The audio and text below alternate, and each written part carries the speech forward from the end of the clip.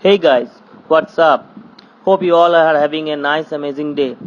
In this video, I'll talk about one of the most interesting and one of my most favorite character, Obito. Obito was a member of Konoha's Uchiha clan and under the tutelage of Minato.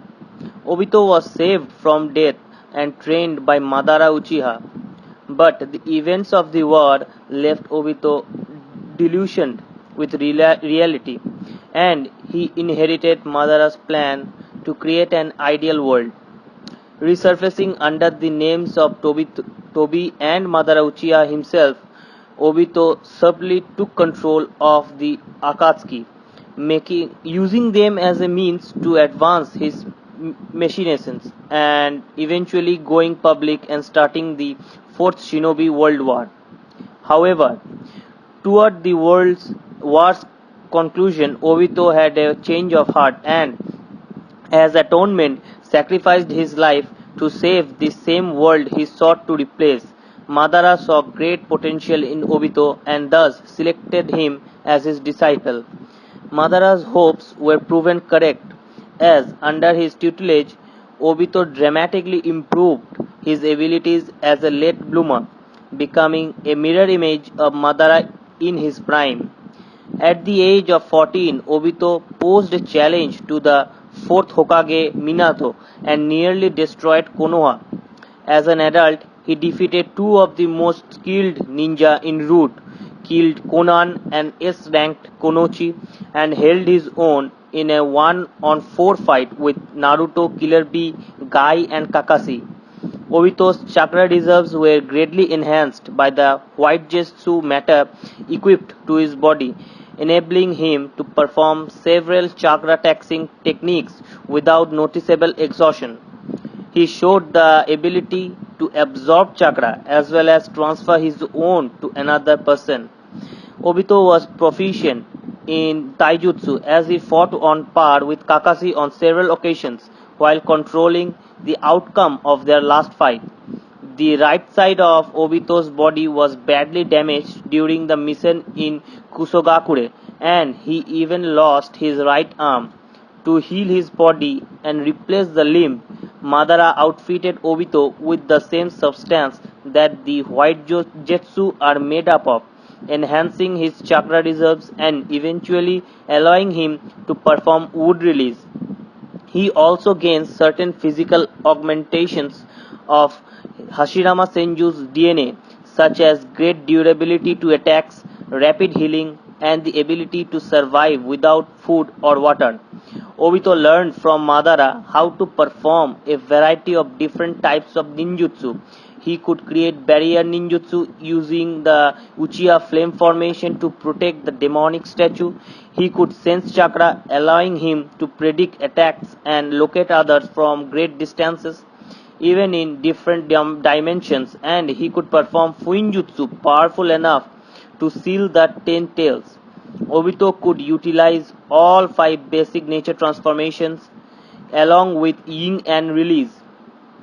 As an adult, he had a natural aptitude for fire release techniques and could perform the great fireball technique at an early age.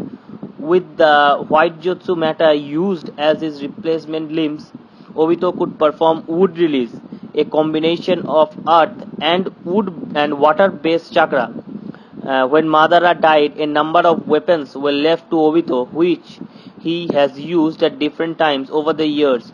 Several of these weapons he keeps stored within his Kamui's dimension, so that he can access them anywhere and fire them at opponents.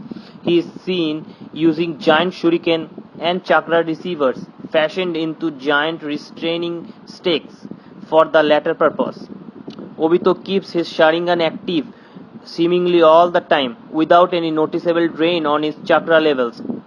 With his Sharingan, he can perform various genjutsu on targets as he has eye contact with, either to create illusions, acquire information, or control their actions. Obito does not appear to suffer any adverse effects from using his Mangekyo Sharingan, such as the deteriorating eyesight or exhaustion experienced by others.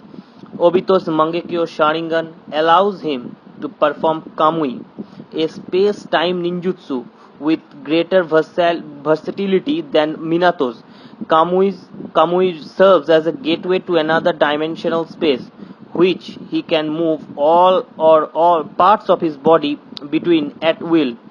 This grants Obito two distinct abilities, teleportation and what is best described as intangibility. From Madara, Obito learned much about the world, individual people in it, and different abilities from throughout history.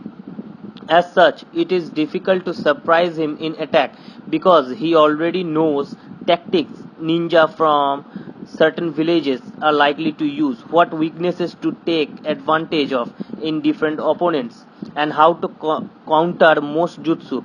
Obito also demonstrates high abilities in manipulation, able to see the darkness in others and twist them to his own purposes with a clever mixture of truth and lies. I will not talk about 6 paths Obito or Rinne Obito because to do the power scaling I like to take basic Mangekyou Obito. Now Kakashi activated full body Susanoo after receiving Obito's spirit power. It is fair to say if Obito had his two Sharingan, he would have activated Susanoo long time ago, as Susanoo is the ability granted to those who has activated Mangekyou Sharingan both of their eyes. As far as fighting is concerned, I can think of only two characters who cannot be defeated in the Naruto world unless they give up. The first one is Minato and the second one is Obito. Both with their advanced teleportation jutsu can teleport themselves anywhere during fight and become invincible in an instant. Obito is definitely one of the top 5 strongest characters in Naruto world only because of his distinct Sharingan powers. If we add 6 past Obito, then it will be unfair, and Kamui gives Obito the best offensive and defensive abilities of the Naruto world. This video is already long, so I will not stretch it any longer. If you enjoyed this video, don't forget to click the like button, and I hope to see you in my next video.